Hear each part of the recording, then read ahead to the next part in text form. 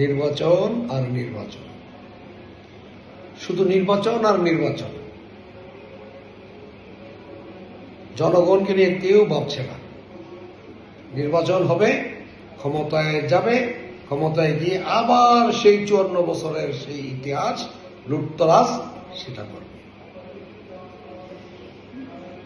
এখানে সংস্কারের কথা বলা হলে সংস্কারের পক্ষে কেউ নেই। কেন নেই? কারণ হলো সংস্কার করলে তো দুর্নীতি বন্ধ হয়ে যাবে, হাজার হাজার কোটি টাকা লোপাট করা বন্ধ হয়ে যাবে। তাহলে নির্বাচনে কোটি কোটি টাকা খরচ করে গিয়ে ক্ষমতায় বসে মন্ত্রী হয়ে এমপি হয়ে তাদের লাভ কি? কিসের লাভ? সেই চিন্তা তো করছে। সংস্কার করা যাবে না। সেই পুরনো দিনের 54 বছর আগের সেই প্রশাসন এমপি, মন্ত্রী, প্রধানমন্ত্রী, প্রেসিডেন্ট সবাই শুধু ওইটাই হতে চায়।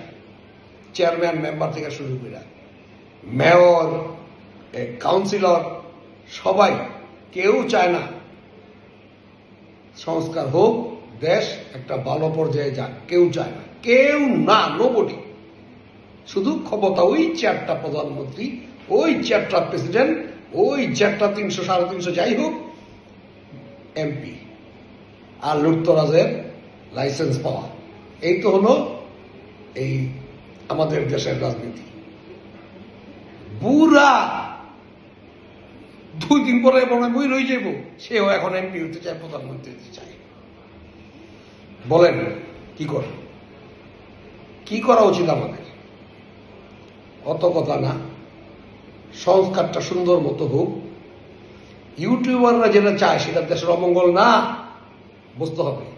ইউটিউবাররা দেশের মঙ্গল চায়। কেন চায়? যে তারা এই দেশটাকে সুন্দর মতো চলুক, তারা যাতে গর্ব করে বলতে পারে সারা পৃথিবীতে যে আমরা বাংলাদেশি, বাংলা আমাদের দেশ, বাংলাদেশ আমাদের দেশ, এবং এই দেশের নাগরিক আমরা। আমারও কথা তাই, সংস্কার হোক। 6 মাস সহ্য হয় না। নজরুল ইসলাম খান সাহেব মানতে পারতেছে না। কেন? তাড়াতাড়ি মন্ত্রী হইতে হইব, তাড়াতাড়ি এমপি হইতে হইব, তাড়াতাড়ি মিনিস্টার। হায় পতাকা গাড়ি। আরে বেটা, 54 বছর তো পতাকা গাড়ি দেখছি। 54 বছর পতাকাওয়ালা গাড়ি দেখছি। দেখে কি করছে সেটা বাঙালি জানে। অতএব আর ওই 6টা মাস সময় দেওয়া যাবে না তো। কারণ ইউনুস নাকি কি করে পালাইল। আর ইউনুস কি করল? ইউনুস যেরকম আর আগের গিলি পলাইছে, ইউনুস পলাইতে কোনো ব্যাপারই না বাঙালির কাছে। বাঙালি তো সেই জাতি। একটু সহ্য করেন না রে ভাই, একটু ধৈর্য ধরেন না রে ভাই। সংস্কার কি করে দেখি না রে ভাই। সেটাও আপনাদের সহ্য হবে না, ধৈর্য ধরতে পারেন না। হ্যাঁ, একটু ধৈর্য ধরেন। ধৈর্য ধরলে ভালো ফল আসবে। আপনাদের তো দল, বড় দল, যাইতে পারবেন ক্ষমতায়, যাইন, সমস্যা কি? যাইন। সংস্কার হলো না, আপনারা তো করবেন না। 54 বছর করেন নাই, আর এখনো করবেন না।